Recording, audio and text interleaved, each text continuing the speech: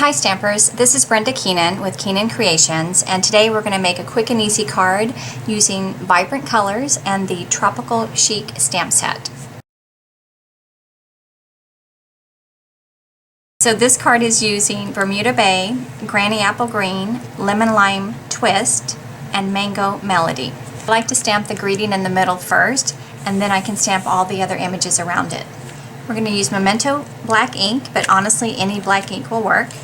I'm using a greeting from the Colorful Seasons stamp set. It's a photopolymer stamp, so I like to twist, tap, tap, and it's a pretty forgiving image. It's kind of a not so straight greeting anyway, so if you're a little off kilter or off center, it's still fine.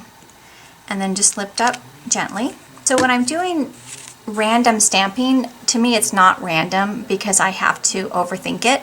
So I find that if I do the largest image first, so you can see this fern right here, I do that 3 times, then I work my way down to the smallest image. So I'm going to do these 3 first. Lemon Lime Twist, a nice bright kind of a yellow green, and I just tap it across the ink pad, and then I'm going to stamp the first one right up here. And because I trim my stamps closely, I know exactly where it's going to stamp when I place the stamp down. And then I just repeat that 2 more times. And I try to change the angle of the leaf so I don't have it all going in the same direction. And we're going to go right about here. It's also okay if your images overlap the greeting or the other images.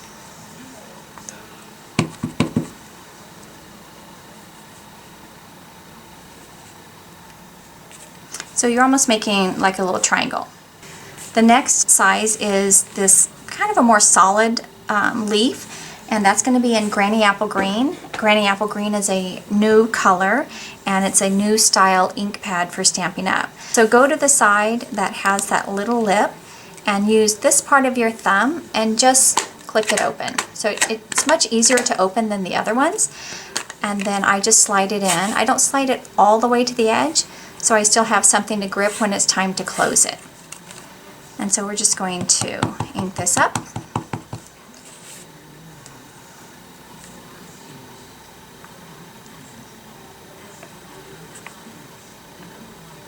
And just repeat that a couple more times.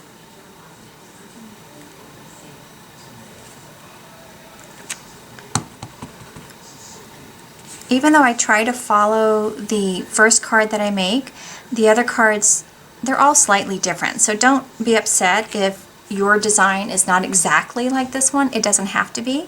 The person that's getting this card is not going to see the other cards that I made before it, and they're not going to compare the design like we do as stampers. The next color is Bermuda Bay, and this is the older style ink pad that still flips. And this is the next smallest image, and like I said, it's okay that they overlap, so don't let that bother you. We're going to end up popping up some of these images anyway.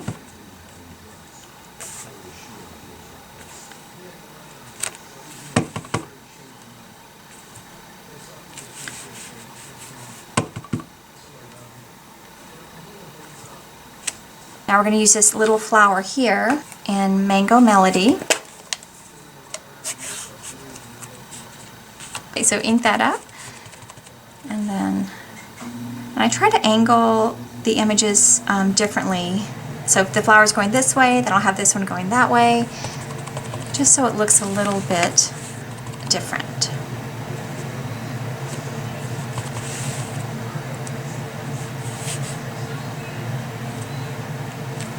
Now I can tell I'm going to go back and add a little something to that spot there.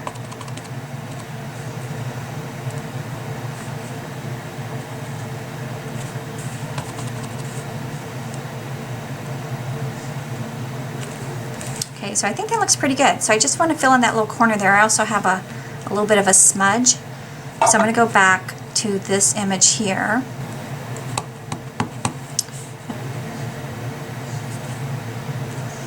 That right about there.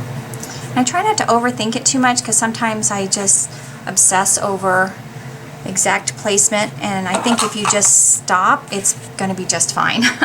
So now we're going to layer this to the basic black cardstock. I like to use the snail adhesive around all the edges. Sorry, that's a little pet hair there. I took my pug to the vet, and I'm just kind of covered in her pet hair right now. So when I'm trying to layer onto a slightly larger cardstock, I find it easier to hold this up, and I kind of place this long side down. And what I'm doing is I'm looking at these three sides before I place this fourth side down. You can see I can still wiggle this because I haven't stuck it down yet. So that I find just helps me to get a more centered placement. It doesn't always work that way. I mean, we cut the paper by hand and sometimes we're off a smidgen, but I think that looks pretty good. So I'm going to go back to the folded front of the card, and you can see that was a pretty quick and easy card to make. We're going to add a couple of things to finish this off. So we're going to get this nice and centered as well. I went ahead and stamped and die cut some extra images to pop up. So I'm just going to grab one of each of these. This stamp set comes with matching framelits. These are the rest of the framelits. We'll do some more videos to show you how to use these other ones. And I like to use dimensionals. So I'm going to bring these up. I'm pretty generous with the dimensionals, so I don't skimp. So I went ahead and stamped the whole image first, and then as I'm looking at it, I'm thinking, well, I really kind of want to pop something up. And so I saw this leaf here was almost a full image on the paper. This flower here and this leaf here. So I felt like those three would work nicely for popping up, and you can see that kind of forms a little bit of a visual triangle too, so I think it looks nice. So just pull these off. And I'm just going to place it right on top. So I decided to pop them up after I made the card, but I also like stamping them because then I know where I'm going to place this. Now this one, you're going to notice the leaf, the stem is going to go off the stamped piece, and it goes a little bit past the front of the card, but it's still going to fit in the envelope. So I actually kind of like that it goes off and it's a little unexpected. And then we just add this one here. And there you go.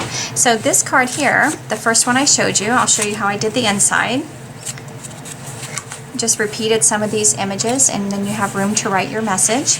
I did the envelope as well. I hope you enjoyed this project. If you have any questions, send me a comment below or shoot me an email. And again, you can find more projects at KeenanCreations.com. Thanks and have a great day.